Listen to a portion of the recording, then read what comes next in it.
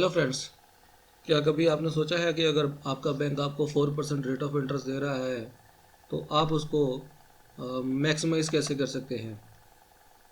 मतलब आप 4% से ज़्यादा का रेट ऑफ इंटरेस्ट कैसे ले सकते हैं।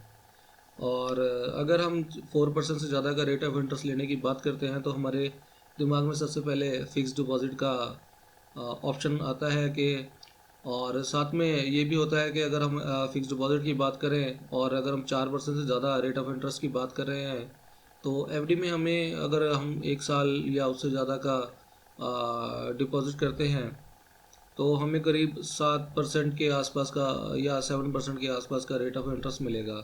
बट हम लोग अपनी एफडी 1 साल या उससे ज़्यादा के लिए क्यों नहीं करवा पाते हैं, क्योंकि हमारे कुछ मंथली फिक्स्ड या रेकरिंग एक्सपेंसेस होते हैं जो हमें पे करने होते हैं। वो हो सकते हैं जैसे कि हमारा फॉर एग्ज़ाम्पल इलेक्ट्रिसिटी बिल हो गया, स्कूल फ़ीस हो गई, फ़ोन बिल्स हो गए और इसी तरीके के कुछ और एक्सपेंसेस हो गए जो हमें बियर करने होते हैं। बट अगर दोस्तों कभी आपने गौर किया हो कि ये जो एक्सपेंसेस हैं इनकी जो ड्यू डेट होती है वो नॉर्मली अगले महीने की 10 तारीख या उससे थोड़ी सी ज़्यादा ही होती है, यानी 15, 12, 13 या 14 या 15th of the next month हो सकती है। और हमें एक बिल साइकिल से दूसरी बिल साइकिल तक करीब 29 से 30 डेज़ मिल जाते हैं। अब दोस्तों अगर हमें एक बिल से लेकर दूसरे बिल पे करने के बीच में अगर 29 से 30 डेज़ का टाइम पीरियड मिल जाता है तो हम अपने सेबी बैंक के जो हमारा जो क्लोजिंग बैलेंस है, जो भी हमारा पैसा उसमें पड़ा है, उसको हम किस तरह से मैनेज करें कि हमें 4% से ज़्यादा का रिटर्न भी मिल जाए और हमारी जो क्लोजिंग बैलेंस है वो अच्छे से मैक्सिमाइज भी हो जाए।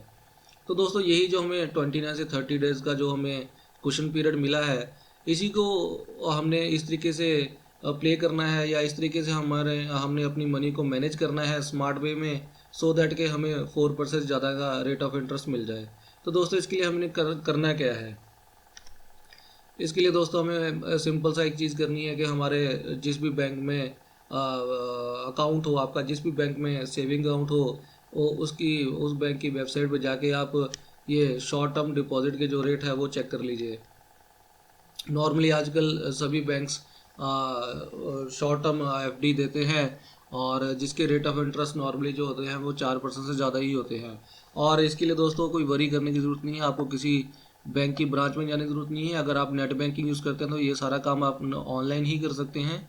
और मैं आपको एग्जांपल देके दिखाता हूँ कि आप कैसे मैक्सिमम रिटर्न ले सकते हैं 4% से ज़्यादा, और वो भी अपने एक्सपेंसेस आप पे कर पाएंगे ड्यू डेट से पहले। एग्जांपल देने के लिए मैं एचडीएफसी की वेबसाइट यूज़ करूँगा क्योंकि मेरा अकाउंट उसमें है। आप अपने किसी भी बैंक की वेबसाइट यूज़ कर सकते हैं जिसमें आपका अकाउंट हो। तो पहले हम ब्राउज़र में एचडीएफसी की वेबसाइट ओपन कर लेते हैं।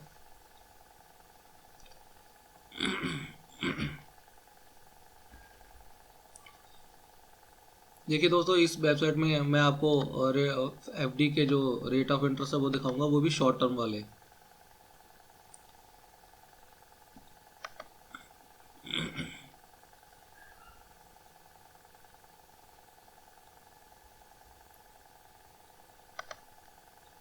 ये देखिए दोस्तों, ये हमारे पास रेट ऑफ इंटरेस्ट जो एज प्रिवेलिंग करंट पीरियड में जो prevailing interest rates and term deposit के वो हमारे आगे ओपन हो गए हैं।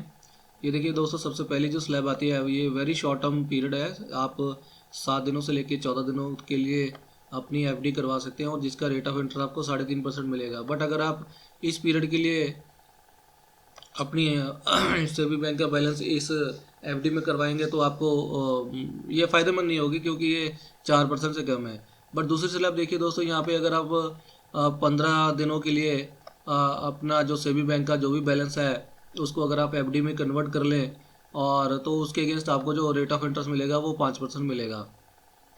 इसी तरह से अगर आप 30 डेज़ के लिए अपने पैसे को यहाँ पे डालें एफडी में तो आपको जो रेट ऑफ इंटरेस्ट मिलेगा वो करीब 5.5% यानी 5.5% आपको रेट ऑफ इंटरेस्ट मिलेगा।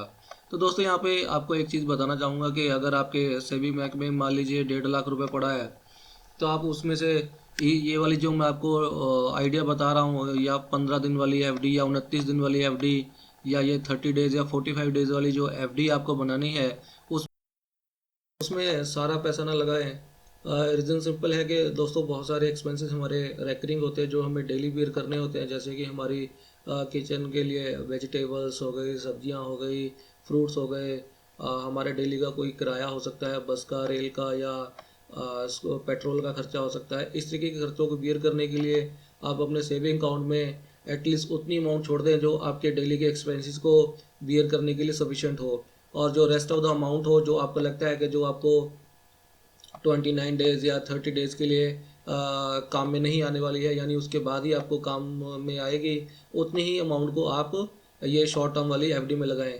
तो दोस्तों अब मैं इसका एक कैलकुलेटर खोल के दिखाता हूँ, ओपन करके दिखाता हूँ। अगर आप ये जो अपना पैसा मान लीजिए 1 लाख 1.5 लाख में से अगर 1 लाख रुपए आप इस वाले जो मैंने आपको ये शॉर्ट टर्म वाली एफडीज बताई हैं, अगर इसमें आप लगाते हैं तो आप उसमें से कितना पैसा बना पाएंगे। तो देखिए दोस्तों, मैं आपको एक एफडी का इंटरेस्ट कैलकुलेटर ओपन करके दिखाता हूँ, उसमें से हम कैलकुलेशन करेंगे।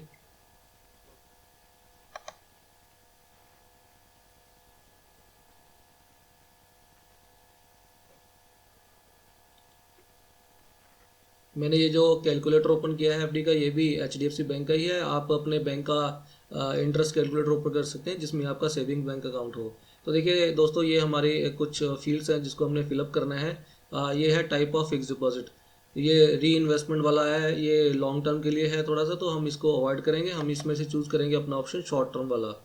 यहाँ पे हमने शॉर्ट टर्म कर दिया है। अगर आप सीनियर सिटीजन है तो सीनियर सिटीजन पे क्लिक करके क्या मतलब इसकी रेफरेंस देख लीजिए, या आप नो पे क्लिक रहने दीजिए।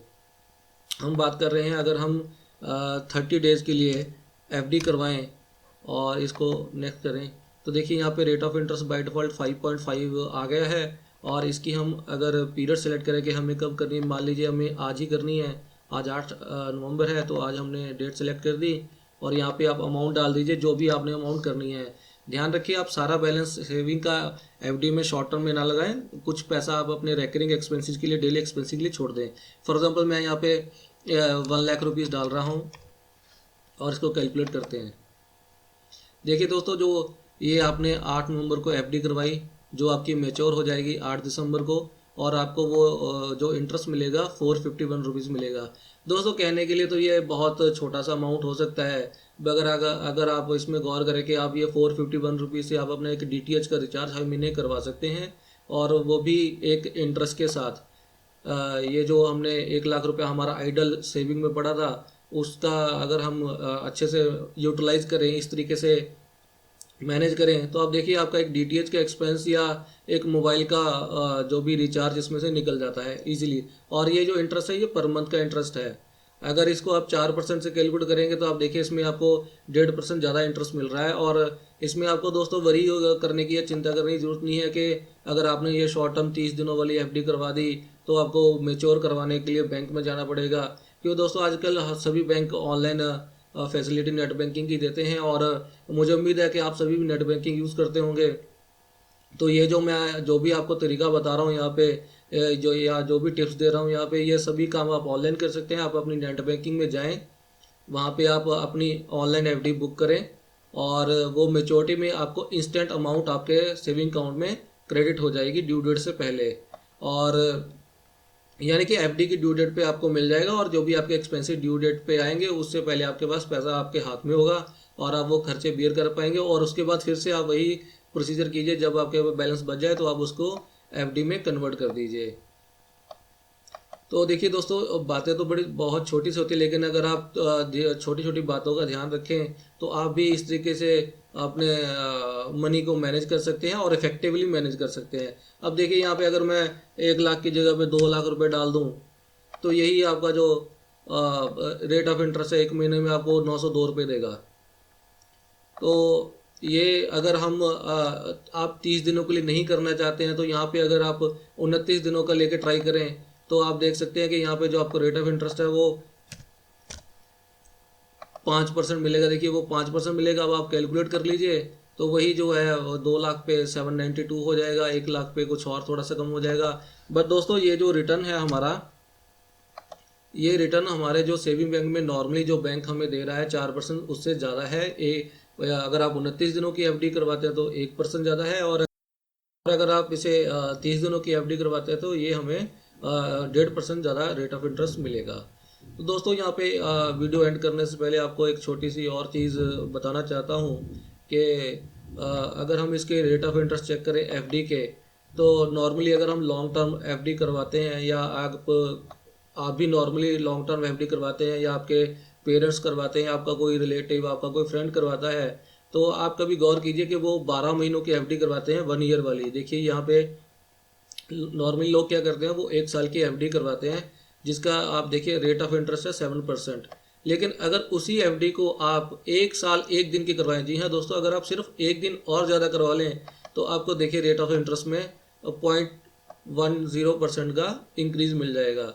तो ये छोटी छोटी सी बातें हैं जिसको अगर हम ध्यान में रखें तो हम भी अपनी मनी को इफेक्टिवली यूटिलाइज कर सकते हैं और उसका जो रिटर्न है उसको हम मैक्सिमाइज कर सकते हैं। ये देखिए यहाँ पे भी एक साल अगर 4 दिन का अगर हम एग्जांपल है तो यहाँ पे भी आपको 7.1% का रेट ऑफ इंटरेस्ट मिल जाएगा। और अगर हम सिर्फ 1 साल यानी 12 महीनों की एफडी करवाते हैं तो आप देखिए 7% का रेट ऑफ इंटरेस्ट है। एक दिन एक्स्ट्रा करवाने में कोई बड़ी हानि नहीं है हमें, उल्टा हमें उसका बेनिफिट ही है। तो ये चीज़ें आपको पता होनी चाहिए, या अगर आपको नहीं पता है या आपको पहले से पता थी तो उसको अप्लाई कीजिए। और अगर आप अपने पेरेंट्स को, अपने फ्रेंड्स को, रिलेटिव्स को भी ये गाइड कर पाए तो आप देखिए वो भी बड़े खुश हो जाएंगे कि यार ये तो हमें पता ही नहीं था कि 1 साल की एफडी तो हम कब कितने सालों से करवा रहे थे और एक दिन एक्स्ट्रा करवाने से ही हमें 0.10% एक्स्ट्रा इंटरेस्ट मिल गया। तो दोस्तों ये तो था छोटी सी मेरी लर्निंग जो मैंने आपके साथ शेयर की, और उम्मीद है आपको ये वीडियो पसंद आया होगा। और अपने नेक्स्ट वीडियो में मैं इसी टॉपिक को जारी रखते हुए आपको बताऊंगा कि अगर आपके पास 1 करोड़ या 1 करोड़ से ज़्यादा की कैपिटल है तो आप उसको कैसे मैनेज कर सकते हैं, कैसे यूटिलाइज कर सकते हैं, कैसे उस पर मैक्सिमम रिटर्न ले सकते हैं, और वो भी अपना प्रिंसिपल इंटैक्ट रखते हुए, और उसी 1 करोड़ या 1 करोड़ से ज़्यादा जो भी आपके अमाउंट है उससे आप अपना फ्यूचर भी सेव कर पाएंगे और उससे आप रेगुलर इनकम भी ले पाएंगे। तो मैं अपने नेक्स्ट वीडियो में आपको बताऊंगा कि वो आप कैसे मैनेज कर सकते हैं। उम्मीद है आपको दोस्तों ये वीडियो पसंद आया होगा। अगर पसंद आया या कुछ सीखने को मिला तो इस वीडियो को लाइक शेयर करना ना भूलें, और मेरे चैनल को ज़रूर सब्सक्राइब करें। मैं ऐसी ही छोटी छोटी अच्छी टिप्स आपके लिए लाता रहूँगा जिससे आप अपने पैसे को या कैपिटल को इफेक्टिवली मैनेज कर पाएंगे और मैक्सिमम रिटर्न ले पाएंगे। थैंक यू दोस्तों, अगले वीडियो में मिलेंगे। Bye bye.